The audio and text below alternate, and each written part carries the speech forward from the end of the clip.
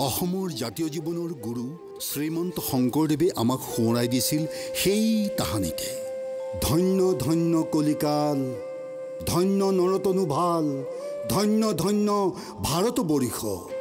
গুৰুজনাৰ মাৰ্গদৰ্শনৰ মাজেৰেই আমিও দেশমাতৃৰ প্ৰতি আমাৰ শ্ৰদ্ধাৰ্ঘ্য অৰ্পণ কৰোঁ আহক।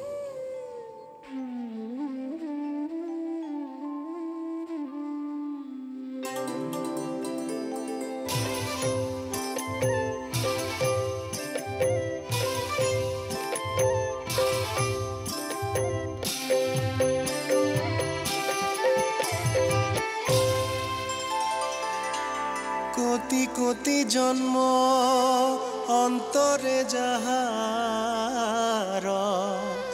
আছৈ মহাপুণ্য ৰাখি হি কদাচিত মনুষ্য হ'ব ভাৰত ভূমিত আখি। জয়তু ভাৰত,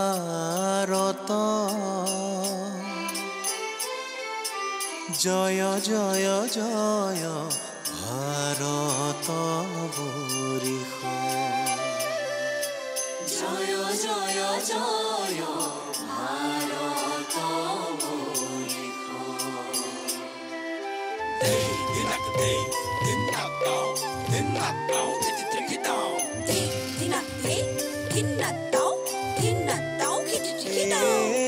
পৰম ব্ৰহ্ম তত্ত্ব প্ৰকাশে অমৃত স্বৰূপে জীৱক উদ্ধাৰে চাৰি বেদ ৰূপে। জয়তু ভাৰত, জয় জয় জয় ভাৰত বৰিষ।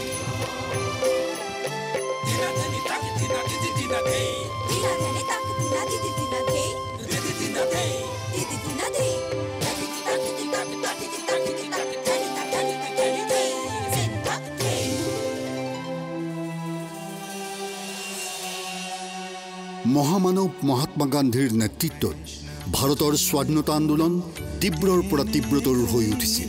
স্তৰে স্তৰে ভাৰতৰ জনগণে অনুভৱ কৰিছিল পৰাধীনতাৰ গ্লানি। অহিংস পন্থাৰে পৰিচালিত গণ আন্দোলনত পুৰুষ, মহিলা, আবাল, বৃদ্ধ, বৃদ্ধা, নতুন প্ৰজন্ম, কৃষক, শ্ৰমিক সকলো জঁপিয়াই পৰিছিল চিৰ আকাংক্ষিত স্বাধীনতা প্ৰাপ্তিৰ লক্ষ্য পূৰণৰ হেতু।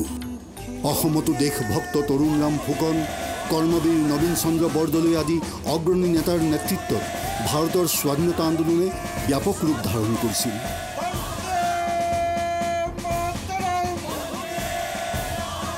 ৰূপকোঁৱৰ জ্যোতিপ্ৰসাদ আগৰৱালা, কলাগুৰু বিষ্ণুপ্ৰসাদ ৰাভা আদি শিল্পীসকলৰ গীতৰ কথা, ছন্দ, সুৰেৰে আমি আজিও অনুভৱ কৰিব পাৰোঁ সেই আন্দোলিত সময়ৰ উদগ্ৰ আহ্বান।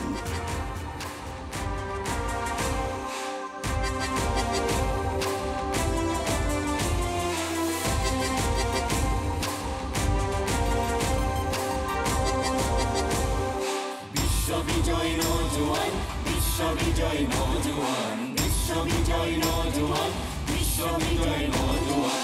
শক্তিশালী ভাৰতৰ ওলাই আহা, ওলাই আহা, সন্তান তুমি বিপ্লৱৰ। বিশ্ববিজয় নৌজোৱান, বিশ্ববিজয় নৌজোৱান, বিশ্ববিজয় নৌজোৱান, বিশ্ববিজয় নৌজোৱান। সমুখৰ ভয় নকৰিবি, মুক্তি যুঁজাৰ হুঁচিয়াৰ, হুঁচিয়াৰ, হুঁচিয়াৰ। সমুখৰ ভয় নকৰিবি, মুক্তি যুঁজাৰ হুঁচিয়াৰ, হুঁচিয়াৰ, হুঁচিয়াৰ। মৃত্যু বিজয় কৰিব লাগিব স্বাধীনতাৰ খুলি দুৱাৰ, মৃত্যু বিজয় কৰিব লাগিব স্বাধীনতাৰ খুলি দুৱাৰ। বিশ্ববিজয় নৌজোৱান, বিশ্ববিজয় নৌজোৱান, বিশ্ববিজয় নৌজোৱান, বিশ্ববিজয় নৌজোৱান। স্বাধীনতা আমাৰ জন্মস্বত্ব। এই অমোঘ বাণীয়ে কঁপাই তুলিছিল দেশৰ আকাশ, বতাহ। জাতি ধৰ্ম বৰ্ণ নিৰ্বিশেষে মহাবাহু ব্ৰহ্মপুত্ৰৰ বৰাকৰ দুয়ো পাৰৰ পাহাৰ ভৈয়াম গাঁও নগৰৰ জনগণে সমস্বৰে আওৰাইছিল মহামিলনৰ গীত। এই সংগ্ৰামৰ মাজেৰে প্ৰতিভাত হৈছিল আমাৰ বাৰে বৰণীয়া পুৰাতন সাংস্কৃতিক সত্তা।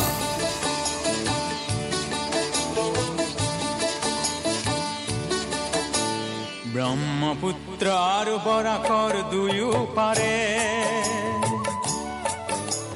ব্ৰহ্মপুত্ৰ আৰু বৰাকৰ দুয়ো পাৰে, নানা জাতি উপজাতিৰ সমন্বয়ৰে গঢ়া এয়া মোৰ মৰমী আই। অ মোৰ মৰমী চেনেহী অসমী, অ মোৰ বুকুৰে আই। অ মোৰ মৰমী চেনেহী অসমী, অ মোৰ বুকুৰে আই। ব্ৰহ্মপুত্ৰ আৰু বৰাকৰ দুয়ো পাৰে,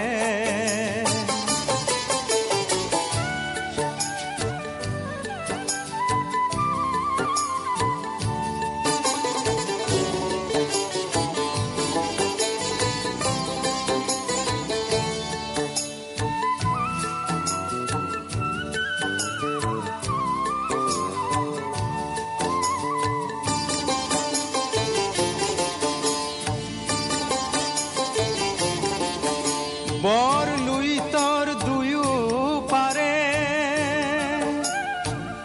আমি আটায়ে অসমীয়া।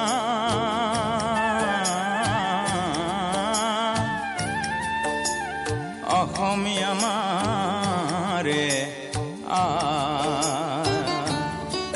বাৰে বৰণীয়া কৃষ্টিৰ পথাৰত নানা ৰঙৰ সংস্কৃতি, লুইতৰ একেটি সুতিৰে বোৱা আমাৰ মিলন প্ৰীতি। ভেদা ভেদৰ ঠাই যে কতো নাই, ভেদা ভেদৰ ঠাই যে কতো নাই, এয়া মোৰ মৰমী আই। অ মোৰ মৰমী চেনেহী অসমী, অ মোৰ বুকুৰে আই। অ মোৰ মৰমী চেনেহী অসমী, অ মোৰ বুকুৰে আই। ব্ৰহ্মপুত্ৰ আৰু বৰাকৰ দুয়ো পাৰে। নানা জাতি উপজাতিৰ সংগ্ৰামী সত্তাৰ মাজতে স্বাধীনতাৰ বাবে যিদৰে বন্দুকৰ গুলী কনকলতা বৰুৱাই বুকু পাতি লৈছিল, সেইদৰে অসমলৈ অহা চাহ জনগোষ্ঠীৰ মাংৰি উৰাঙে ইংৰাজৰ বিৰুদ্ধে গৰজি উঠি ইংৰাজৰ শোষণ শাসন অন্যায় অত্যাচাৰৰ বিৰুদ্ধে আন্দোলন কৰিছিল। বৰ্ণাঢ্য অসমীয়া জাতিৰ অংগ চাহ জনগোষ্ঠীসকলেও আপোন কৰি লৈছিল।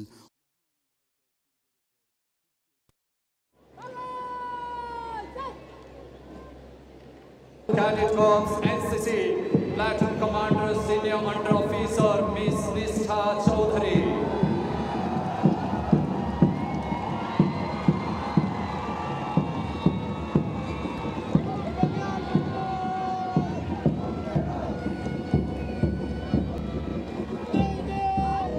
Sinamgyal Academy Platoon Commander Master Sonal Lamichhane.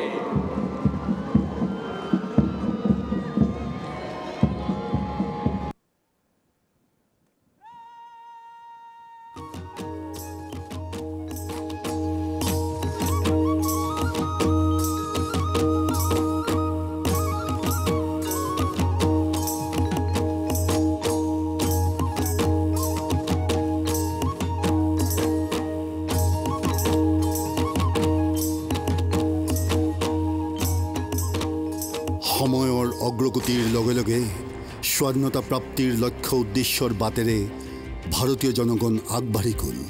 দীৰ্ঘদিনীয়া শোষণ শাসন প্ৰবঞ্চনাৰ বিপৰীতে ভাৰতীয়সকলৰ মনত স্বদেশ স্বজাতিৰ প্ৰতি থকা জাতীয়তাবোধৰ উন্মেষ ঘটিল। ভাৰতীয় জনগণে অনুভৱ কৰিছিল এক দেশ